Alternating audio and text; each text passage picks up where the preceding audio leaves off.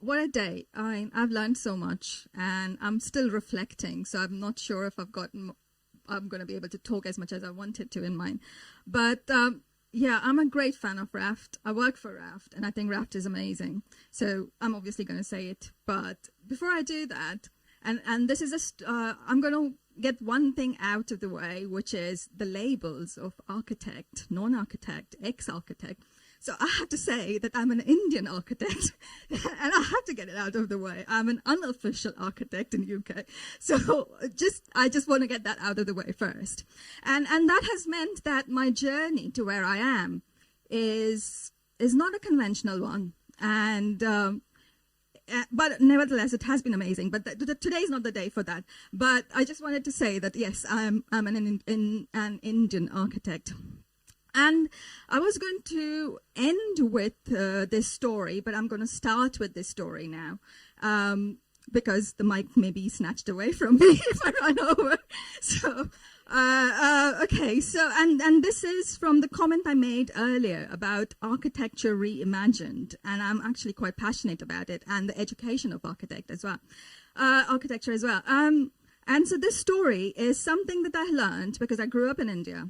And this is not a historically correct story, but it was something in my Gujarati, so it's in a language textbook. So I'm picking a historical point out of a language textbook, which is but anyway, so the story goes that there's a persecuted group of people. They used to worship Zoroastrian, so Zoroastrians were persecuted in Persia at some point, and they got onto a boat. And they traveled, and they didn't come to West, they went to East. They would travel to India. So they landed on the port of Navsari.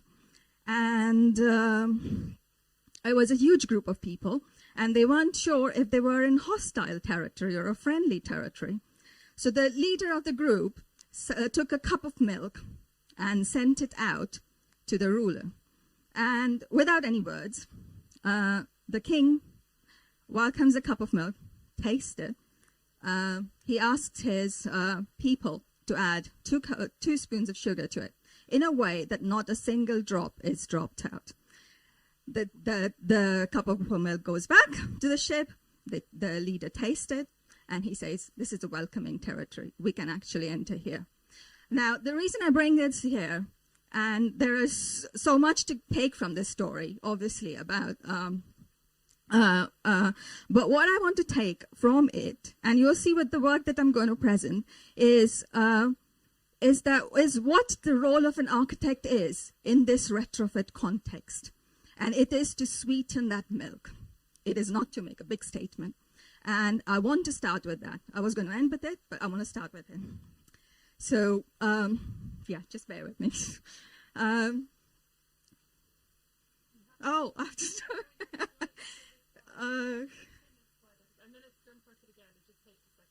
Okay, so this is Raft. We are a group of trainee architects, non-architects like me, and Harry. And we're 5 of us are passivhaus designers, and we're all on the Carbonite Retrofit training course as well.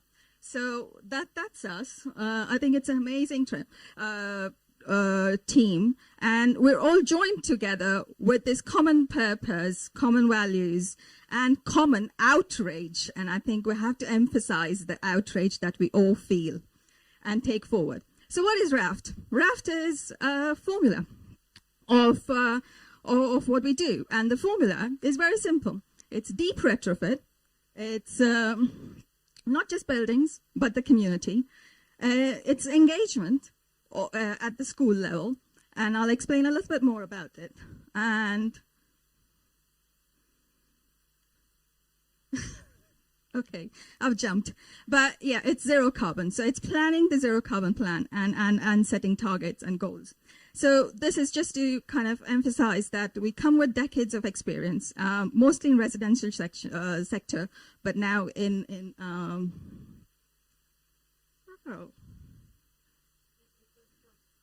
it is jumping, yeah.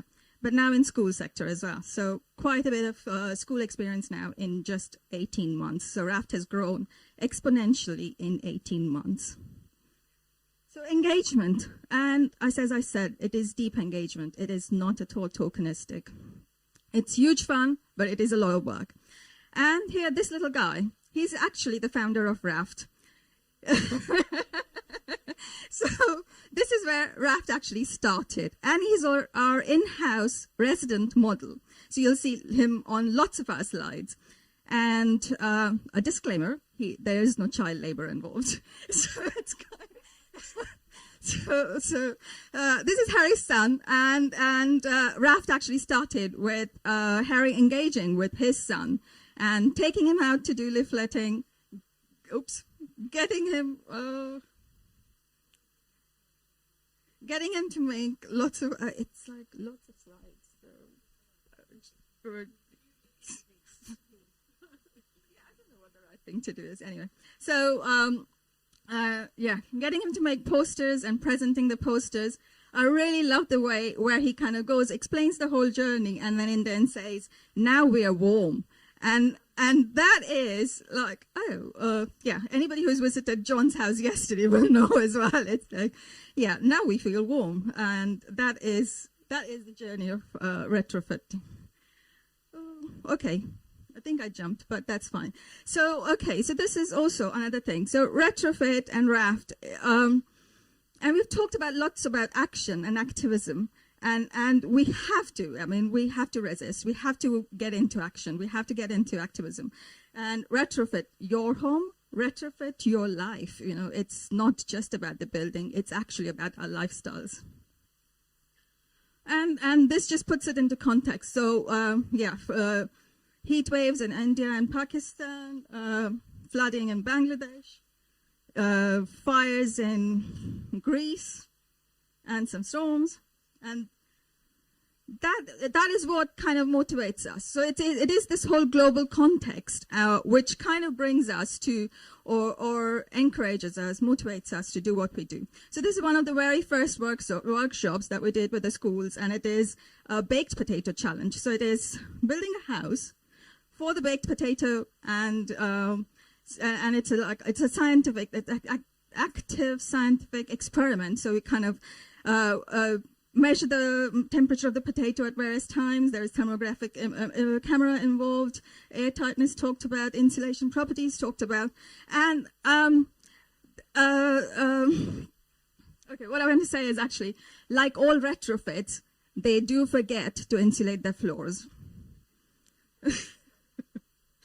So this is one of the very first assembly, and we've talked about a lot about funding as well, and I'll kind of mention the funding as we go along. So this was funded by the Community Energy Fund, and it was a zero carbon action plan for the school, and this is the first assembly of it, and this is pre-pandemic. We go around in terms of workshops. We do loads of workshops at school. We go around learning about the building is one of the workshops. History of the area and the building is another workshop we do. And schools have huge archives. Boxes and boxes of photos, which nobody ever actually looks at, but we try to get them out and look at. And the historical features like boot scraper and old gas light. And then we get the premises managers involved. So we follow the heat. So this is a workshop where we follow the heat. The premises manager kind of comes into the center. They never get to engage with the school children. So the premises manager here, when he knew he was doing this, cleaned out all the basement where the plant room is for 2 days before the workshop was. So it was so excited about it. And getting them involved is just an amazing thing to do. It brings the pride back into a job where, there's not much... there's a lot of blame game. Another thing about, highways and goggles, thermographic camera. So just touch and feel the building, actually learn about the building. We never do this. The children never do this. We never do this at home as well. So they just kind of given this space and they never actually engage with it. And then the school ecosystem. So learning about where everything comes from, where everything ends up, and diagramming it. And the school waste. So open up the waste, see what it is, where it's going. Do we actually need this? So yeah, they get, and the food waste. So this was again a whole day's workshop. We measured the food waste of the previous day. We counted the carbon tons of that waste, and then we opened it up to see what it was. And this is like really, really important, looking at the food waste. Why should a school be producing 16 kgs of waste every day or 20 kgs of waste every day? It's like, what's going on? And then engaging with the children. And this led to engaging with the catering company and actually changing the menu. If nobody's eating it, why cook it? And then, we engage with art teachers as well. So this is a quantitative data from the solar PV, which is that being, so you can see little diagrams of the graph of the data, but then it's turned into an artwork as well. And then we had a music composer come in to engage with the air quality data, and they created a whole piece around that. And then suds. We talked about where the rainwater, the drop of water that falls on the roof travels, and how would they like to see that. And then what do you want to grow in your planters? Once you have got the rain planter, what are you going to do in that? And then this was a workshop where we actually managed to teach a group of 10-year-olds how to draw a section in 4 hours and retrofit it. And what amazes me is that this group of people, they're from 8 onwards to 13, 14. They're incredibly intelligent people who are never given any agency at all. And we should give them a lot of agency because they will always make the right decision. You give them facts, they will always make the right decision. And that led to a project. So now I can never say this. This is the first hyperbolic paraboloid, a Pringles roof. And we're going to retrofit that building now. And then engaging with teachers, parents, senior management teams, the clients, everyone. Get them together. If we can't get them together in the room, we get them on Zooms or Teams. There is no going away from us, so they have to. So school communities. What is school communities? So in one teacher's word, it's like, why schools? We use schools as launchpad to create this retrofit ripple. And why? Because according to one head teacher, it's like, you do some action or activism in school, and you can actually reach 5,000 people just by doing that one activity in school. And so this is just us mapping out the school community. And this is Lewisham. We're working with 5 Lewisham schools, but there are about 67. So if we worked with all of them, we'd probably reach every corner of it. So 5 Lewisham schools, I'm going to just give you a very quick flavor. Darmain School, Downderry School. Okay, Torridon, this is like 1906 Torridon School. And Myatt Garden with a profiled roof. I'll go into a little bit of detail of all of them. So this is an octagonal tower with a concrete band in the middle as well. So these 5 schools, very different schools, have got different layers and layers of alterations, additions. And why is that important when it comes to retrofit? It is extremely important in retrofit scenario. So yeah, these are the dates. This means that the construction technique will be different, the build-up will be different, and hence the retrofit approach for different walls or different elements will have to be very, very different. We have to look out for the many, many repairs that are done in the school as well. And then we've done 3 step 1 retrofits. So these 5 schools were funded through the Low Carbon Skills Fund. The Heat Decarbonisation Plan or the Zero Carbon Action Plan was funded through the Low Carbon Skills Fund, and the first tranche of retrofit was funded through PSDS, Public Sector Decarbonisation Fund. So what is the retrofit approach? Site analysis, forensic site analysis, thermal modelling, option analysis, and then a retrofit plan, or step-by-step retrofit plan. So we've heard from many, many speakers now that retrofit is very, very disruptive. There is never going to be a space or we're never going to have a chance to decant the whole school put it away, and then retrofit the whole school. So we are going to have to find ways to do it with children in there. And so this is one of the ways. So just a little... okay, so this is just a section of the house and just how we kind of analyze it. But what these blue bits are the moisture risk. And that in retrofit context is extremely important and one to watch out for. And then just how the recommendations are done. So we've spoken about EPCs. I mean, we deal with DECs, which is display energy certificate. And you'll get a display energy certificate. It will say that the roof has insulation. And this is like a made-up word, skeelings, which is the blue bits, which never have any insulation at all. So even though the deck will say that the school has got roof insulation in, it probably has skeelings without any insulations and a huge source of heat loss. So yeah, engaging with staff. And just thermal images, noting the areas of high heat losses. So this is a concrete band. And then we do the heat flux analysis as well. So just to make sure that there will be no condensation and mold after the retrofit measure. So every measure is kind of analyzed. And yeah, so this is us drilling holes in each wall to find out what the wall makeup is. And this particular school had, I think, 15 different wall types. And knowing it is very, very important. And then this thing about having a building retrofit ready. So none of the schools right now are actually retrofit ready. They've had years and years of not attention, what's the word for? Neglect. Yeah, they've had many years of neglect, and they're just not retrofit ready. So yeah, to try and get them retrofit ready is, and this is another thing we find. You go into the school roof, and this is hundreds of meters of school roof, and it's got a deck. And it says it's got insulation in it, but the insulation is like this. This is like an electrician and plumber having an insulation fight in the roof. And the whole roof was like that.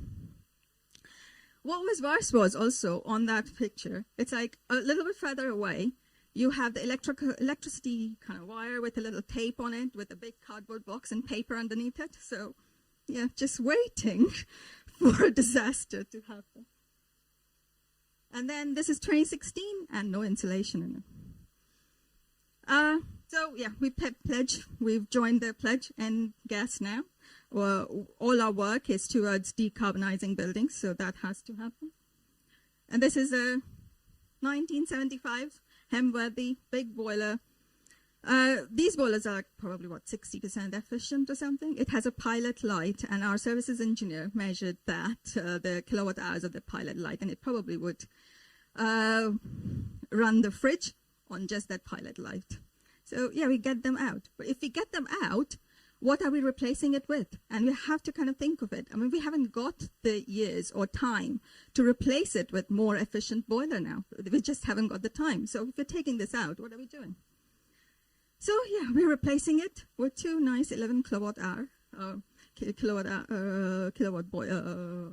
saying air source heat pump. Sorry. And that was only possible because we did extensive fabric works.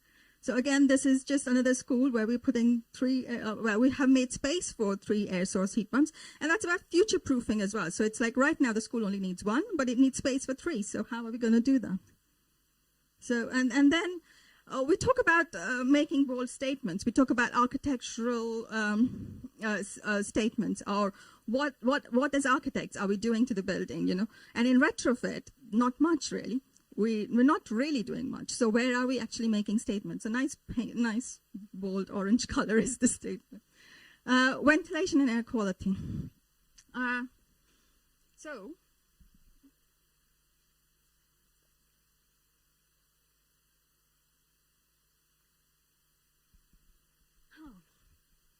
Okay, sorry, just felt really dry.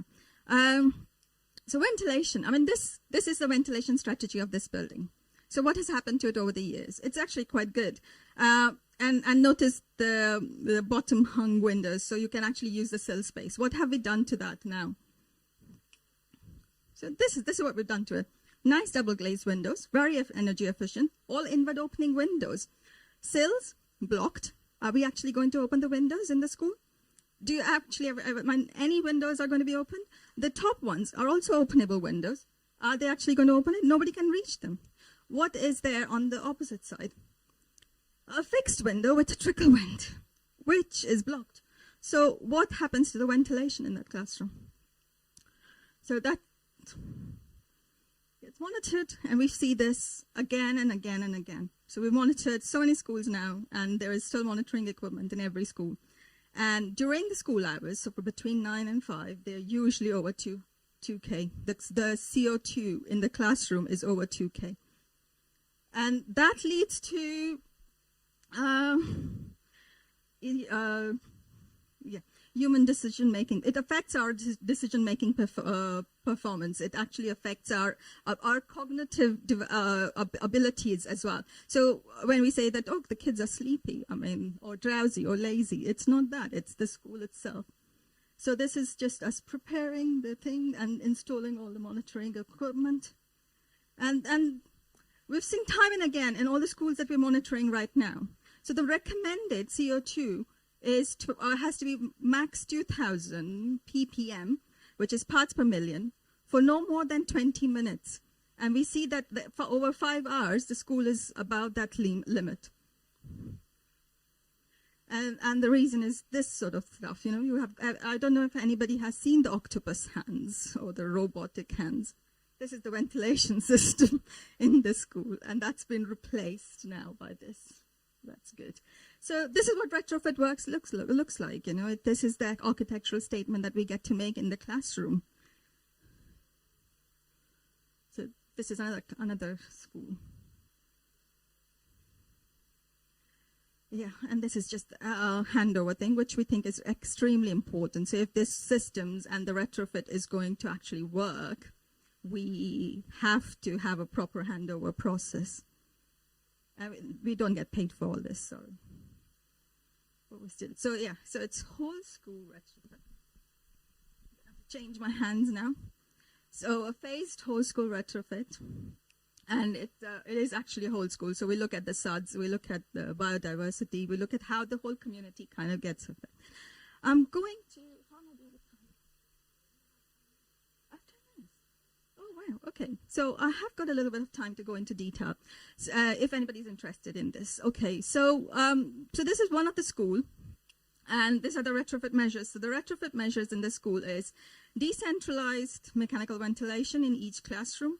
It needed air tightness measures. It had already got a new roof in 2019, and I'll come to it why it needed air tightness measures after having a new roof.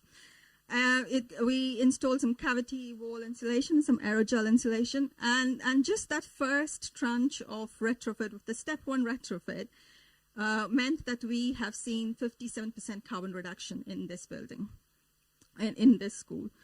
And this is the reason why it actually needed air tightness work. So all the white areas are actually high heat, air leakage areas. And that is because we went into the roof, and what we saw was this. So where you see the line, the light is actually gaps. And it's this is a insulated panel roof. So it's a warm roof. And inside that warm roof, you've got massive big holes because they haven't actually thought about the junctions or actually even joined the junctions. None of the junctions are just joined. So it needed heavy air tightness work. So each color represents a different air tightness measure in that roof. And this is another school. So we needed to do roof insulation, cavity wall insulation, change the windows, the roof windows. So before we even think about air source heat pump or PV, we had to actually look at the building fabric and see what we can do. And in this particular case, the carbon reduction is 62%. So yeah, this is, I don't know how clear the image is, but it's single glazing, cracked glazing, and it needed this hot water pipes over there just to keep the condensation, take the edge of the condensation. It didn't actually do anything to it, but there was this run of hot water pipe just there for that. And the space is a lovely foyer space on the first floor of a school, which can't be used in summer because of overheating and can't be used in the winter because of the cold. So nice space, but can't be used. So, so now it's got triple glazed windows, and there's a little snack there, which obviously I'm sure Harry will sort it out.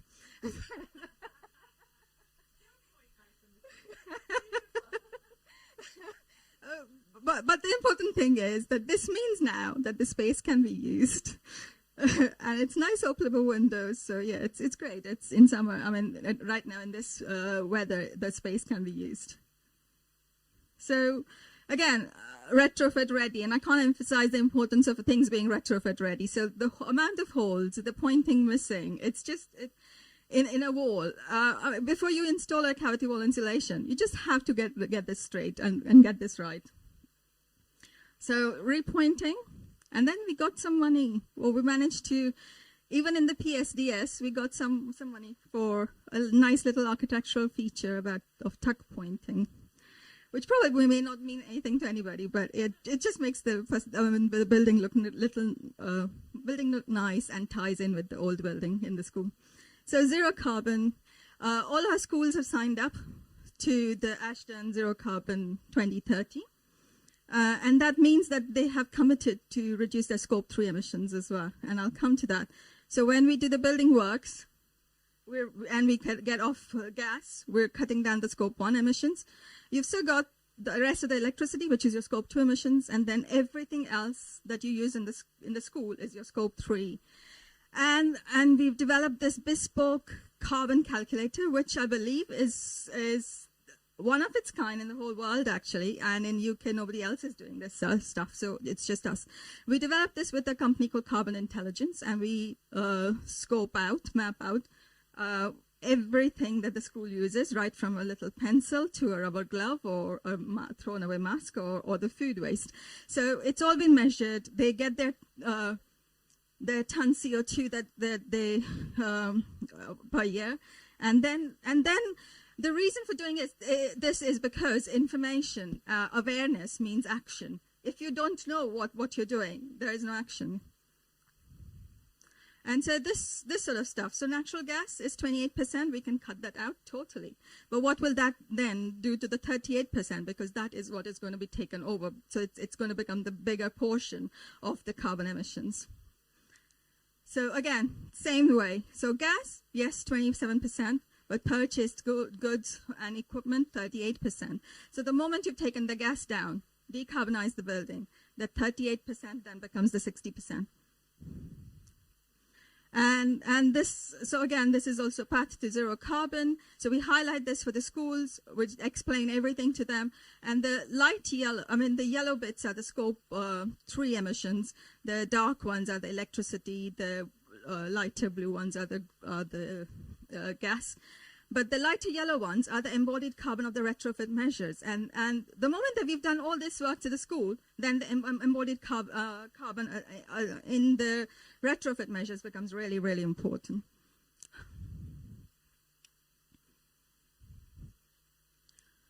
So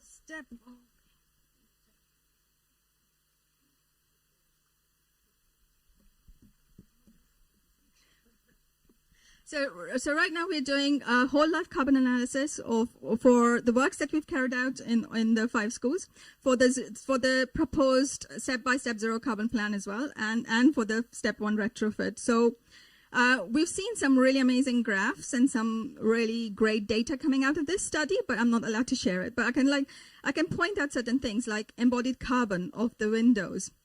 It's just huge, and choosing the right product makes a huge difference, because if we are doing a life cycle analysis over 60 years, you don't want to be replacing things soon because it's going to add the carbon in that 60 years. So if you can find a product that has got a life cycle of 60 years, then you kind of it looks better on your thing. Oh. So, sorry. Oh. I don't know how that happened, but yeah, when I was actually making it, it was upside down. So this is my daughter. And I wanted to, again, end with this now. So the reason we do this is obviously our in-house, our founder, but also this little thing over here as well. And she did a climate change speech in a recent assembly in her school. And all her teachers were gushing, and they told me they were really, really moved. So like a proud parent, I have to come and share it with everyone. So I'm going to share what she said. I videoed it last night, but I'm not allowed to share the video because I don't have the permission from her to share her video. So I just thought I'll share her picture, and I'm allowed to share a quote, which is, "We must change for the betterment of the planet. We must change for the betterment of all life on our planet. And we must change for the betterment of humanity." And that is a little quote from my little one. And that ties us.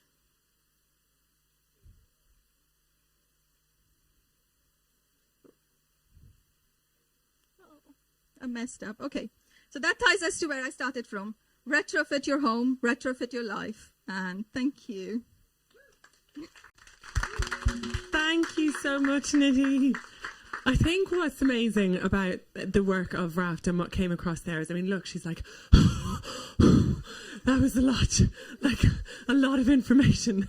And thank you for bringing that across.